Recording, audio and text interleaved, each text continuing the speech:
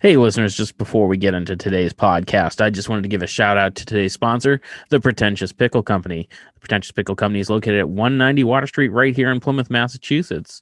If you are a pickled fan, you can find everything under the sun here that has been pickled, whether it be obviously pickled cucumbers, but they do cauliflower, green beans, carrots, onions, okra, Brussels sprouts, eggs, anything that you can pickle, they do pickle. It's all delicious. They have tons of things to choose from. It's made right there in their own kitchen, all locally made, all locally sourced. And they're just such a great place to go. So if you live here in Plymouth, by all means, swing down to 190 Water Street and check them out. They are open Monday, Wednesday, Thursday, Friday, Saturday, 10 to 4, and Sundays, 11 to 4. But if you're not local to Plymouth, you can still enjoy Pretentious Pickle Company by heading over to www.pretentiouspickle.com, and you can order right there and they'll ship it to you. So you can get pickles locally sourced somewhere else and shipped right to you, and they're all delicious. So definitely check them out. Thank you to the Pretentious Pickle people.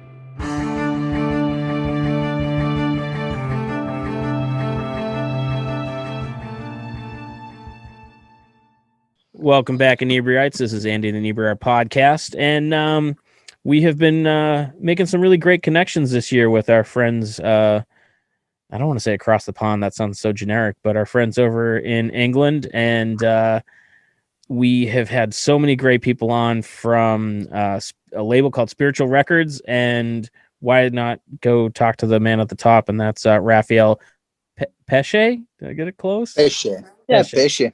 So thanks for coming on the show, man.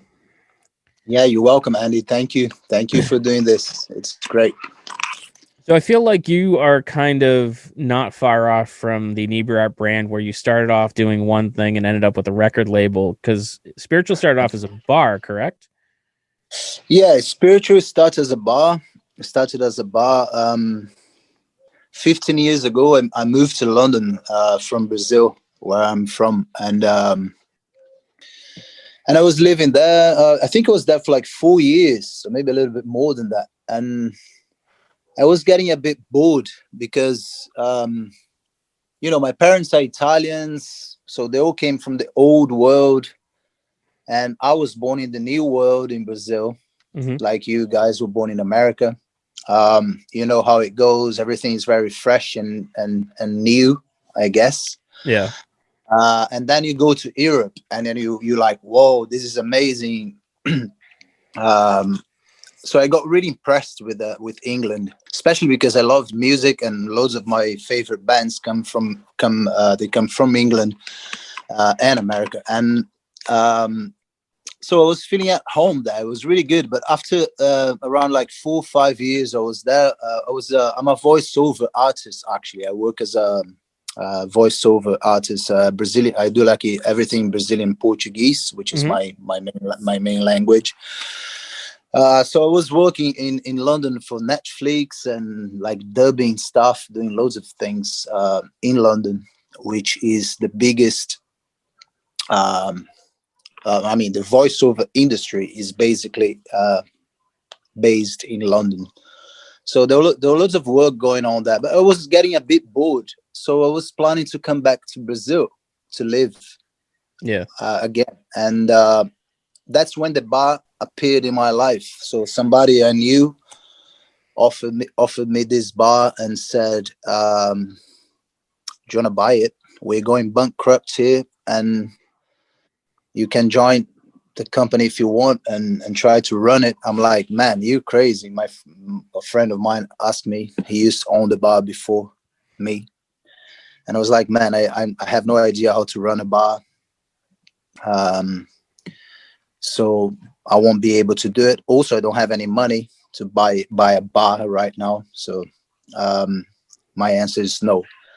And then talking to my dad at the time, He was alive at the time. He passed away, and my dad said to me, "Oh, it seems that you're a bit frustrated. You don't know if you want to stay in England or come back to Brazil. But now somebody's offering you a little bar." And my dad was really open minded. He's like, "Man, this little bar might be a very good opportunity for you to get musicians together and move some energy." Instead of you getting frustrated as you are as a creative person at the time, I Yeah. was going a bit frustrated because you know how it goes. You know, Oh, sure. you swim, you swim, you swim, and you never get to the beach. Actually, you keep swimming. As a creative person, I don't like the term artist very much, but Yep. that's what people call it, an artist. If you choose to be an artist in life, just get ready to get fucked, right? Basically. Yeah, for sure. So most of us struggle a lot, and I'm sure you know what I'm talking about because I'm sure you've been dealing with creative energy as well as I can see. Hmm. Anyway, that was my dad's idea. Oh, maybe you get a place, and so finally you'd have like a base, so you have the chance to put people together and develop things. When you have a base, you can actually do things. That Hmm. was my dad's thing. And then I changed my mind in the next 2 days after this conversation I had with my dad. I changed my mind and I decided to get all my savings and everything, all the money I had, and put in that bar, which was already going bankrupt. So it wasn't expensive, so it was pretty cheap at the time Yeah. to start running it. Um, and that's how Spiritual Bar started, with a guy that never had any idea how to run a bar, and but he worked really well. After a year, the bar was already getting busy, and more musicians coming over. And here we are now, after 10 years. We've done loads of things there in that little space, and now the record label, we've been taking it a little bit more serious.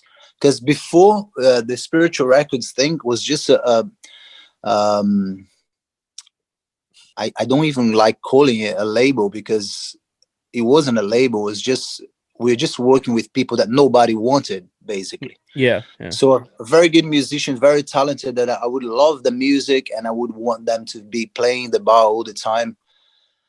Nobody wanted them. No management company, no publishers, no record label, no nothing. So they had nothing.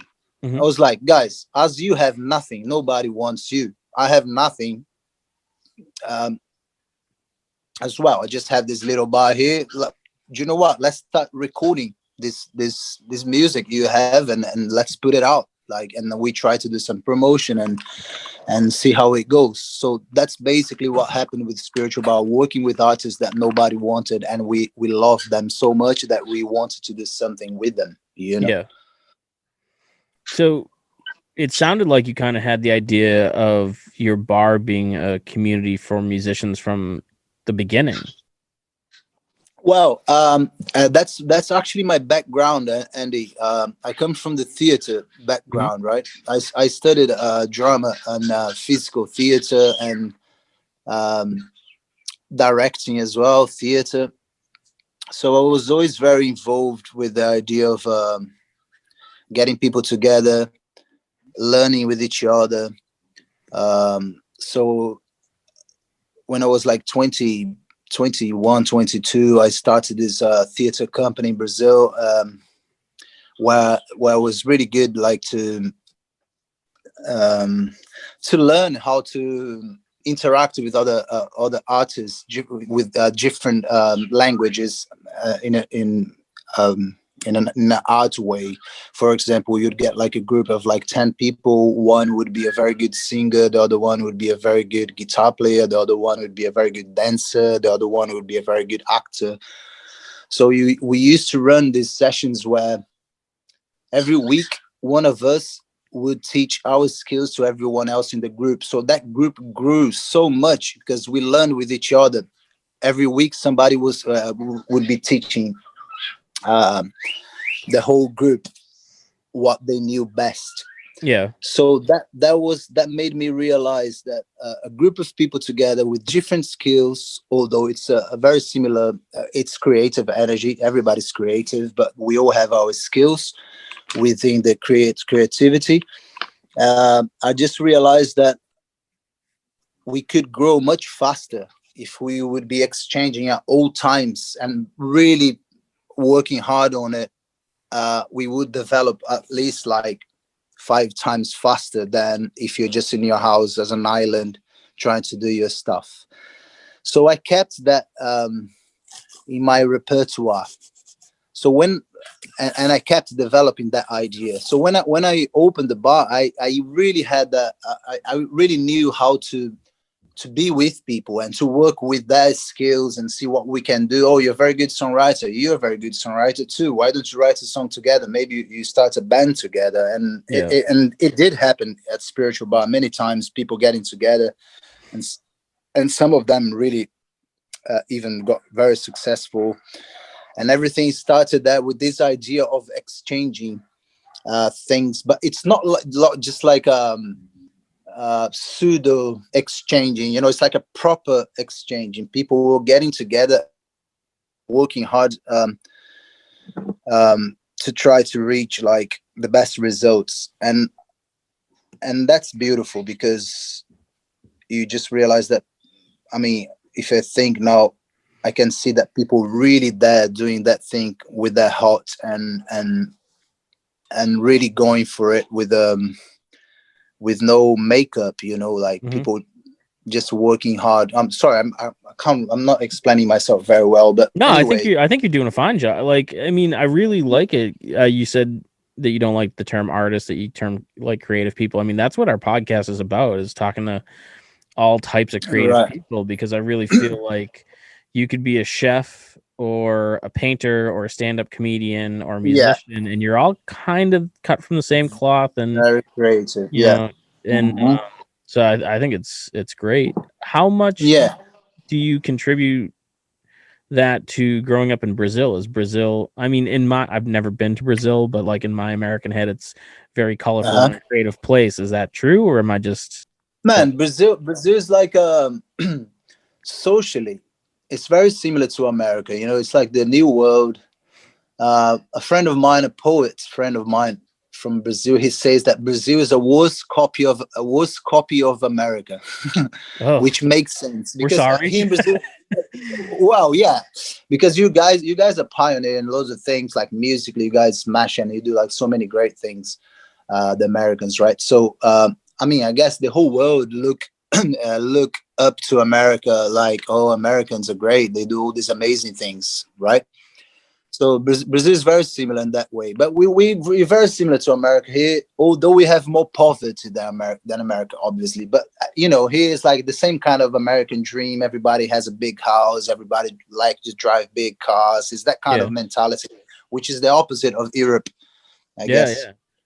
Europe is much more chilled in this consumism thing. Yeah, I found that when I was over in London, that I was surprised at how, Yeah, how small the cars were, and there were so many people yeah, on bikes, and it was a exactly, bit of a culture exactly. shock. And also in London or in Europe, people don't like showing off. You see, Yeah, even if you're the son of like a multi-millionaire guy, you never show off. You're very quiet. Nobody really knows what's going on. People are very chilled. I like that because it end up that people get together more for what they are hmm, instead of what they have. Because I'm not sure in America, I'm talking about my background here in Brazil. Like if you're the rich guy here in the neighborhood, and you drive the biggest car and you have the biggest house, people always like, oh, he's doing so well. Oh my yep, god, that guy's doing so. I mean, doing well means that I mean, if you have more things, it means that you're doing well, which is completely rubbish because you could have all the material things and you could be the most depressed person on the planet. So, like it's so very relative, right? But like this is just like the capitalist system, isn't it? I guess it's everywhere like that. If you have more things, people see you with different eyes and they fantasize a lot. But and it doesn't make you anyway, happy, so you I go don't and get more stuff. yeah, all this to say that like in Europe, I think people are much more chilled than here in Brazil, for example, and I love that because there's no showing off and stuff like that because you have a big car or whatever. I don't even know what I'm saying that, but it's just, it's just like the difference, the Yeah. cultural differences, I guess, right? So being a creative person, how do you reconcile the creative side of what you do with the business side? Because those don't always go hand in hand. It's Because I'm, very tricky, isn't it? yeah, Well, some people say that it's luck. I don't think it's luck, but I think it's the opposite of luck. Actually, I think it's hard work and you like learning how to tune yourself with whatever you're doing in the creative world. I was very fortunate because the bar, it's in Camden Town. You yep, know Camden, right? I've been there. Yeah. And Camden, yeah, Camden is very like popular for music, as you know, and so the neighborhood is already really busy, right? Hmm. Although spiritual bar is in a side road, we are not in the main road where actually the things gets very busy. Uh, Still, we have loads of people coming to the neighborhood, and people started hearing about the bar. So I ended up being able to be very creative, and at the same time covering all the costs of the Yeah. business and everything, which is not cheap in that area. But it went well, really. It got together really well, actually, the business and the creativity. But I'm the thing is, man, I was always there like 100% for the creativity, and because the money was coming in as well, I would not even think about the money. And it's not a huge amount of money. It's a money that would cover my costs basically, Hmm. and I could make a little bit of profit here and there. But it's a tiny little bar. It's more like a lifestyle thing. It's not Yeah. business where you're like, oh no, I'm gonna make so much money. There's no way of making much money with a bar, for example. But I was, yeah, I'm 42 years old now, and I keep dreaming. Some of my friends say to me that I should change and try to make more money and think more about the future. But I guess they all have like 3 children and they're all married and they have like a proper adult life, which I don't. I chose not to go that way. Yeah. No children, not getting married, and I decided to get married with the things that I loved, which in this case was the bar and everything. So I don't have the pressure of having to run a family, or which is not cheap. We all know that. Oh no, not at all. So my lifestyle is very simple. So because of all this, the combination of all these things, I managed to be able to run the bar and still just be creative 24/7, which is great. So that's it, man. It's just very simple. You sell alcohol, cover your costs, and then you can have fun with people that are connecting with the same kind of things that you like, basically. And I was very fortunate as well to meet all these people, so many of them, that's so many, like this super talented. I call them kids because they're all much younger than me. They're all like 20 years younger than me, or maybe Yeah. 15 years younger than me. So, um, Yeah. It's nice and having so someone on many. the podcast who's in their 40s. Let me tell Yeah, you. yeah. But they never stop coming. You see, some of Yeah. them they move back to their countries. Some of them are like from Australia. They go back to Australia. The other one goes back to America. The other one goes back to South Africa, whatever they are from. I'm talking about these musicians now. Hmm. And most of the musicians are we've worked with. They are from a country that speaks English. So that's why I said South Africa, America, England, obviously, and Australia. Loads of Australians. Australians are amazing, man. Those guys are. I don't know what they're drinking, what kind of water they drink, but like the musicians in Australia today, they're just like smashing it. There's like Really? a. I know at least like 10 amazing Australian musicians. It's impressive. I don't know how they're doing that. It's just incredible, the quality of their work. Anyway, so people come and go all the time. Some of them get famous. Some of them give up. Some of them change business. Some of them get married or whatever. But the funny one is that it never stops coming, man. They never stop coming. They come like in waves. And and when you think like, because you get very used to in this thing that we're doing at spiritual, we get quite used to talents. Hmm. So in the beginning, if somebody's very talented, you would go like, whoa, this is amazing, da, da, da. But after 10 years dealing with talented people every day, pretty much, it Yeah. becomes normal, Yeah. right? Yeah. Now, for you to get impressed with their work, it's much tougher than before, right? Yeah. Hmm. Because before you're not very used to it, and everything is very exciting.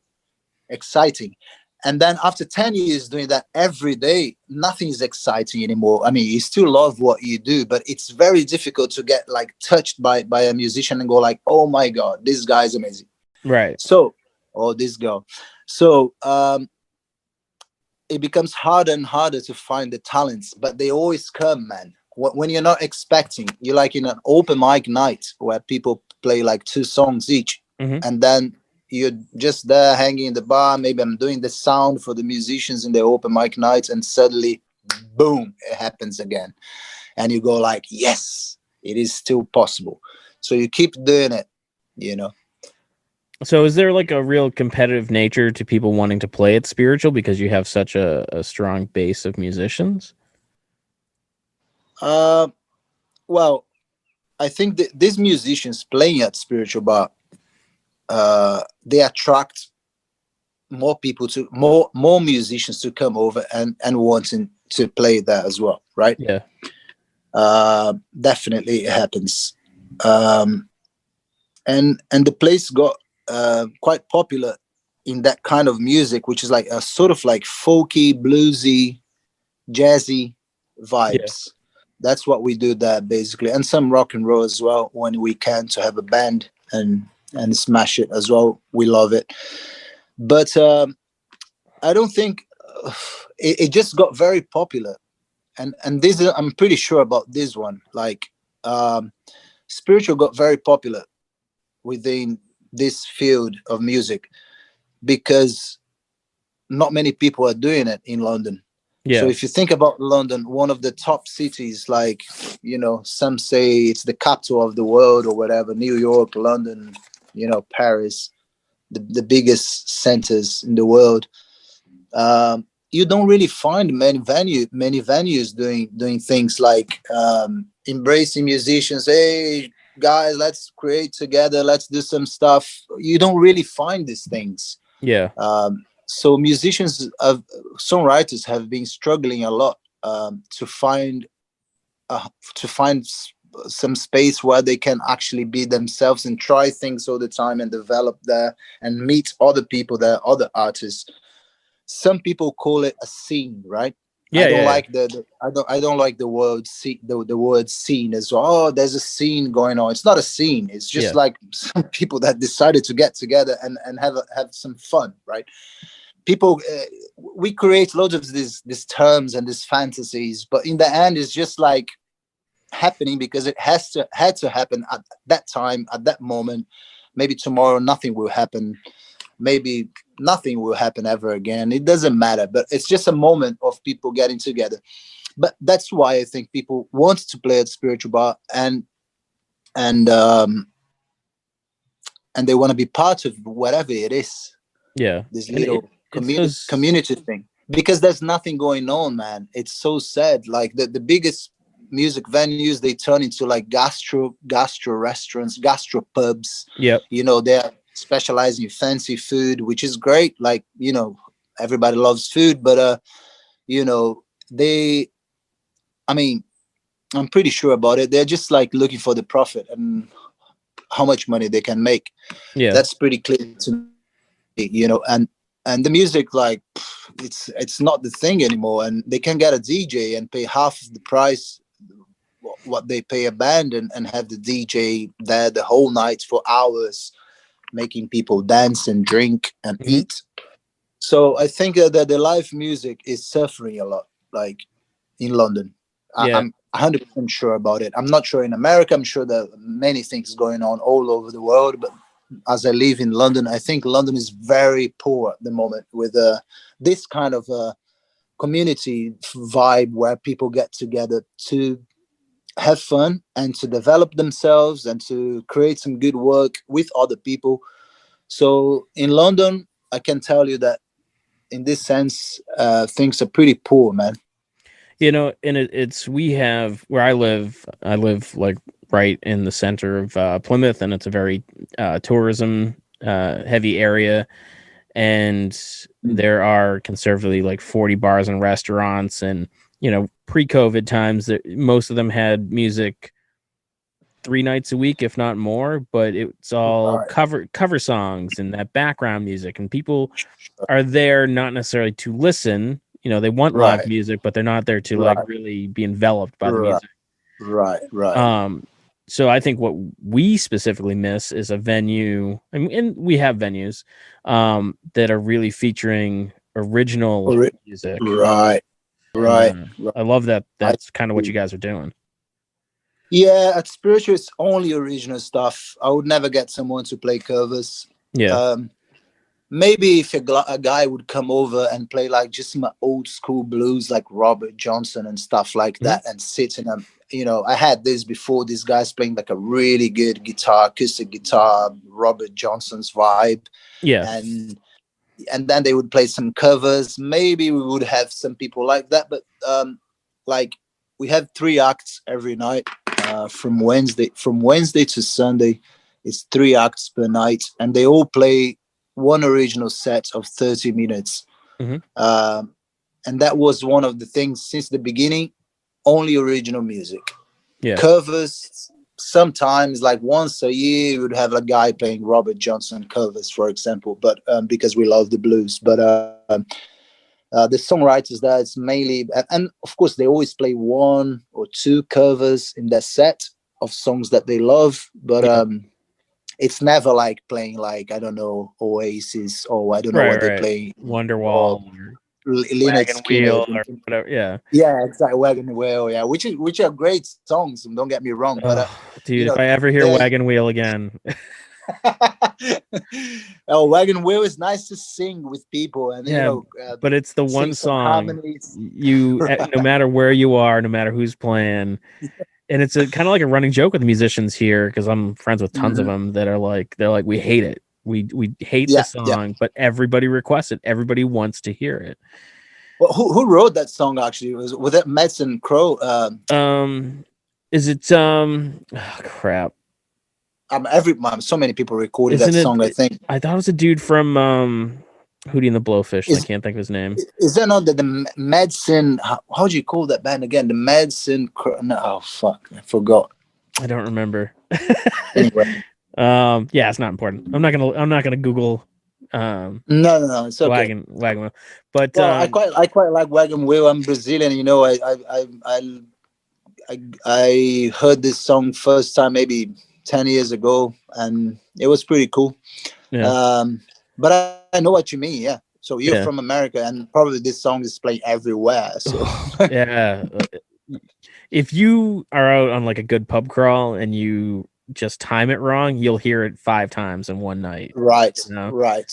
And Yeah. yeah, but Oh, we got it. We have some great venues down here too. Like there's a nearby it started off as rehearsal studios, and then they had a little area kind of like in the front where they put a stage, and next thing they all know they're right. like we have like a full-on nightclub, and they're expanding their Wow. stage area, and they Oh, added a recording really? studio. Yeah, so I mean there's a real strong, Right. not to, Right. I know you don't like the word scene, but there's a real strong music scene here. Wow. Yeah. Yeah. You guys are specialized in this kind of things. Yeah. You know how to do it. Yeah. So where do you see spiritual records or bar going in the future? Like what do you have a plan, or do you just kind of wake up every day and see what happens? Man, I think that the plan is to produce good work, and it doesn't really matter where you're gonna be like tomorrow or in 10 years' time. If you're Yeah. just doing what you love. But yeah, it would be good to get some success, man. Like get some musicians in a good place. Like if we could do that at some point, in Yeah. terms of like promoting the musician, etc., etc., having like the basic infrastructure to get these musicians forward, would be great. We struggle a lot because we are 100% independent. Hmm. So the only thing we actually have there really strong is the creative energy, which is very Right. important. For Yeah. me, it's the main thing. And in my mind, in my very small mind, limited mind, um, I sort of dream that with creativity and focus, we could create magic. But this is just my fantasy, right? I'm not Yeah. I'm not I'm not trying to sell something to you here. Yeah. But somehow inside, I believe that if we keep moving this way with creativity, because we have no money, Hmm. um, we would get in a very good place. It could take 30 years or 20, or maybe that will never happen. But at least you get people with the same kind of intentions, and you just have some good fun, Yeah. which is slash work. It's work as well. But Hmm. um, But when it feels I, like fun, it doesn't feel like work, you know? yeah, exactly. But Yeah. I think just with the creative energy pumping 24/7, non-stop, because we never stop at spiritual. I mean, we don't do anything relevant or big or anything like that, but we never stop, man. It's Yeah. like every day there's something going on. There's a recording session going on. There's a video session going on. Okay, let's put a festival outside of the bar, because the bar is very small. So normally I go to bigger venues and we get 400 people in the room to enjoy a day of music with like 12 bands or whatever.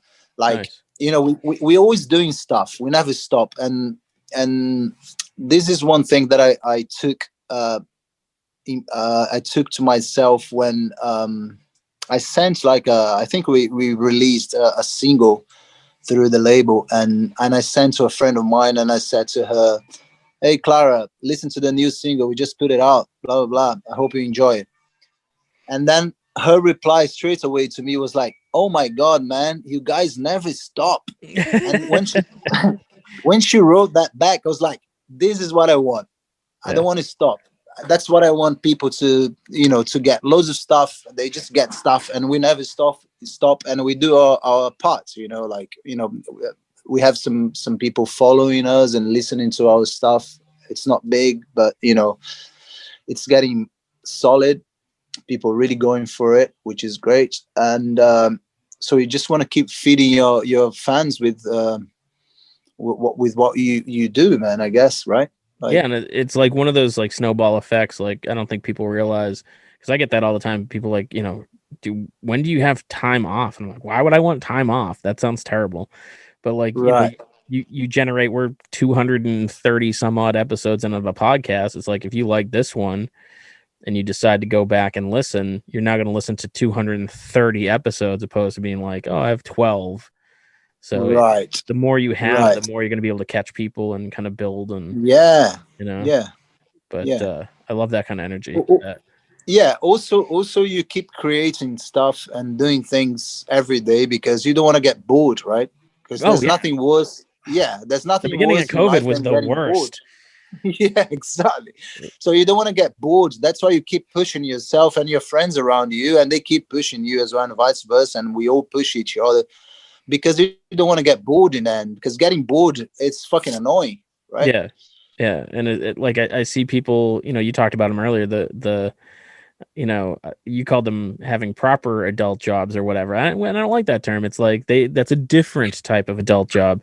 But they, Yeah. they come home and they have dinner and they sit down and they watch friggin' Big Bang Theory or whatever it is, and Yeah. it's fine once in a while, but it just Yeah. bores me to tears. And it's like, no, I want to work all Yeah. day and have dinner and then go work on a project at night or like, Right, you right. know, Yeah, I guess we're all different, and I have loads of friends that they have this kind of lifestyle and they enjoy it. Like, they have their kids and they're very happy, and I appreciate that. I think it's just choices in the end, but think the most important thing for us humans is just to find like try to feel good and to be healthy. I guess it's the main thing for us, right? Yeah. I think everyone wants that, to feel good in life and to be healthy, so you can do your stuff, whatever you choose to do. But at the same time, it's very random, and I ask myself a lot, like, why are you doing all this? Why am I doing all these things like every day? Like you keep trying things for what? Like what are you trying to achieve with that? I never find an answer.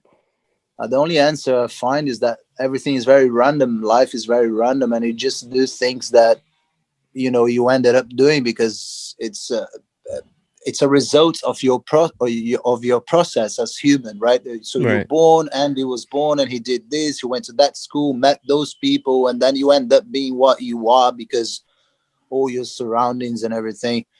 So and then I try to be.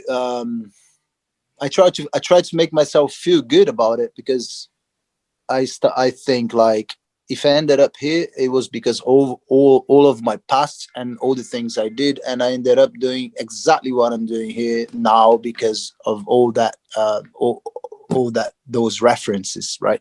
Right. Um, so, but I still find life very very random, and I'm pretty aware that nothing is very important, right? Yeah. Yeah. Um, so you just do your thing, whatever you feel, and we do our best. That's what humans do, I guess. I don't know. It's Yeah. very I confusing.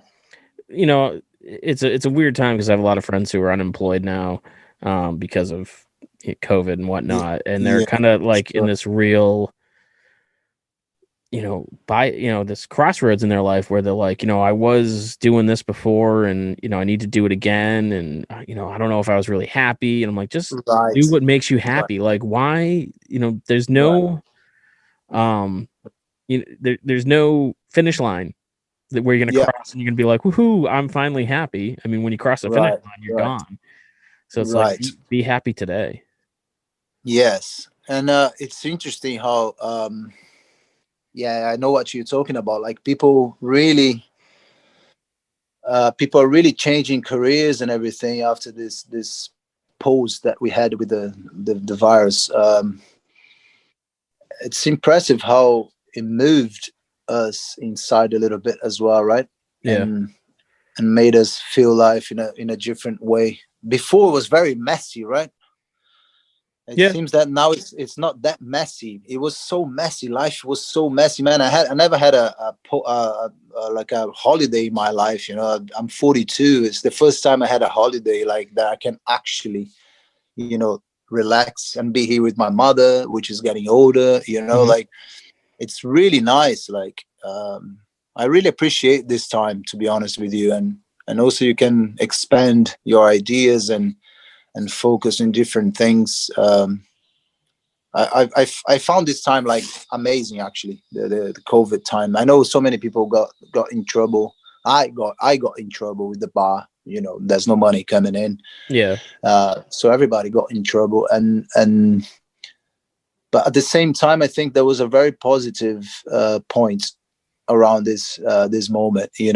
Like Yeah. I think there's going to be a lot of people coming out of it with a completely different perspective on life. And, right, right. um, yeah, it's really changed, my day-to-day life. I was working a 9 to 5 job in marketing, and now All the way right. that Inebri-art's going, I may not go back. I may just, Oh, really? throw down and try So and make a go. you don't have your job anymore? No, no, I did. I worked in marketing, and mostly what I handled was the company's trade shows. Right. And there's no trade shows, and no one knows when trade shows are coming back, and so they laid me Oh off. And it's man. like, I can't even blame you. You're not going to pay me to sit there for who knows how Sure. long. Of So course. yeah, Yeah. so Wow. it's kind of caused me to refocus and look at things and been like, well, what can I do? And Mm. it's That's a nice name, Rock the Boat, man. Really nice. oh, yeah, that's just Is that your fine. podcast name? Is that No, the podcast is Inebri-art. Oh yeah, sorry, Yeah, yeah, sorry. yeah. This got confused. Got No, that's confused. someone put that sign up there. So, um, Right. yeah, this is kind of like one of the weird byproducts. Like I started like co-opting this office space with a friend's business, and it's given me a place to work. And Sure. yeah, Oh, this is it's cool. yeah, You there's been have a you have your SM7B there, yeah. yeah, yeah, um, yeah, Very good mic. and like we started recording these podcasts over the internet, which we never did before, and we got to meet a lot of Sure. cool people. And Kyle's hounded me to Yeah. come to London, which I plan on doing as soon as they let us Americans You have to travel come again. and visit us. I have to make you a cocktail at some point. Yeah. Oh hell yeah! I do. I really like old fashions. I'm just saying that's my Ah, drink. old fashions are great. We Yeah. have good ones in the bar. Yeah. It won't be a problem. So, where can our listeners go to find out more about Spiritual Bar and or Spiritual Records? Well, Spiritual Records. We have their website www.spiritualrecords.co.uk. Um, so you find our catalog there, which is growing. Now it's growing faster than ever. So we've been recording so many things at the moment. We are working with this musician called Dome Glenn, which is a very raw, bluesy, folky guy. Mhm. It's funny how these guys they're like sort of like an evolution of Bob Dylan, and I Yeah. mean it's the same kind of vibe. Obviously, the main reference would be Bob Dylan, Yeah. etc. No other guys, but how these guys are playing the guitar a bit different. Like Dom Glenn is a very good example of it. He's really working hard with his guitar, and so we've been recording him at the moment, and he's a very good songwriter as well. And then we have Jack Trouble, which is another very young guy, very, very, very talented. He's the one that produced all his stuff. He wants to record all the instruments. Yeah. He believes that he can play all the instruments in his records. Like, even if he's not a bass player, he believes that he can learn how to be as good as any good bass player to record the bass in his song. And he actually does that very well, and he records everything. And the final product is always like, oh my God, how did you do that?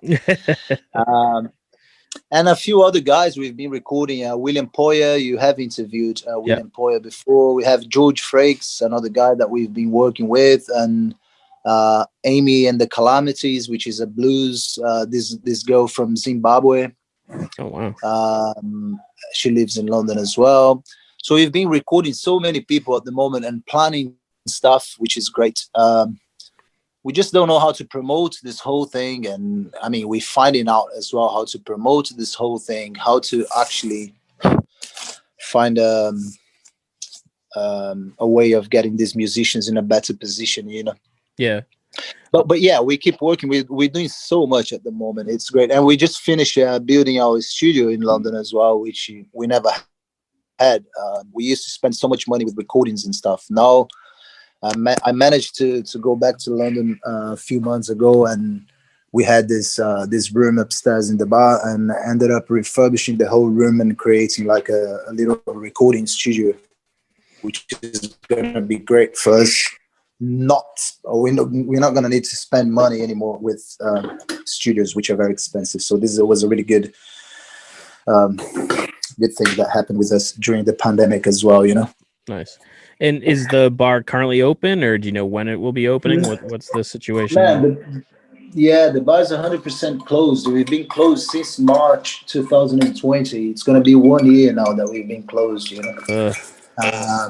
But the English government it was really nice. Actually, they helped a lot. Like we got loads of help from the government. We got help from people, donations from people. We got we've been applying for grants and things that the government opened for music venues and stuff. So we are finding ways of. We started this online shop as well, selling stuff, selling T-shirts like this one, and so every little money that comes in helps us a lot. And also, my landlord is an angel. The guy is just like a legend. Yeah. which is supporting us a lot as well. So it's fucking amazing actually what's happening. And I was never like really into the things of crowd fund and stuff like that, asking for money. I never did that in my life. So when everything went south big time, my friend said to me, Bandini said to me, Raf, you should start in like a crowd fund. We do live streamings and ask for money. I'm like, man, no, let's not do that. I was always very embarrassed of asking for money. Right. But we ended up doing it, and people just donated loads of money and helped the bar like a lot. Like, it's incredible. So I was wrong. I was just very uncomfortable asking for money. I never did. Never asked for any money in any way before, you know. And I mean, I totally get that, but you know, from a customer standpoint, you know, if my local favorite place was in trouble and I could throw in $50 and keep it open, of course I would, you know. Yeah. So, but I can't wait to come visit. It is definitely on my short-term to-do list as soon as things are kind of, you know, more comfortable and normal-ish. Sure. Man, let's keep connected, and we could get more musicians to come to you as well. And there's so many people. I think there are so many creative people around, and it's so very difficult for them to you know, like if you think about dancers, I know so many dancers, painters, actors, you know, musicians. They can always go on the street and busk in the street, you know, they go to a little bar and play music anytime. They can get together with their friends and just sing together and have some fun, right? Yeah. But if you imagine like art, like dancers, actors, painters, it's a really tough one, man. Tough journey. Absolutely. So maybe you should get some other artists as well involved in your podcast. I mean, we've had great ones. I actually just interviewed Jim Mahfood, who's an illustrator here in the U.S. Earlier this summer, I interviewed Barry Blue, who's a street artist in Portugal. So, I mean, if it's a creative person, you know, chef, stand-up comedian, writer, comic book creator, musician, right? You know, if you're doing something cool, I want to talk to you, and that's kind of cool. That's really cool. So, that's really cool. But this was an absolute pleasure, man. And Andy, thank you, man. I will definitely stay in touch. I was very confused with all my answers, but you know, I'm pretty confused. It didn't seem like anyway. Really? Okay. Yeah, no, it was great. I just find it these things a bit funny because you're just talking about yourself, and it seems that you have a massive ego. You know, you just talk about yourself. But that's, you know, I do it all the time. But I guess that's what interviews are for. You want to interview the person. Okay, right. And that's the thing. I think that's kind of one of my running ideas behind this whole podcast is, you know, we can have someone like Kyle on and we could play his music and someone might like that song. But if they get to know who Kyle is, they will like him and therefore like all of his songs. Right. So it's really about getting to know who the person is. Mm-hmm. Yeah, man. Nice one, Andy. You're lovely, man. Thank you. Oh, thanks so much. And like I said, you guys are on my list. I will be in England as soon as I can. Oh, man. If you come over, you know where we are. You just come and visit, and we're going to have a good night. I can guarantee you one good night at least. Outstanding. All right, man. We'll catch you next time. Okay, Andy. Bye. Okay, all the best. See ya. Bye.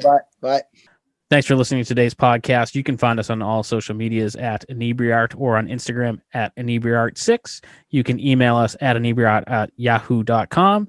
And make sure you listen to the other podcasts on the Inebri-art Podcast Network, including Bar Talk, Old Colony Cast, Retro Redoctopus, America's Hometown Horror Podcast, and our newest one, Theme Park Legends, a podcast about working at theme parks. What else?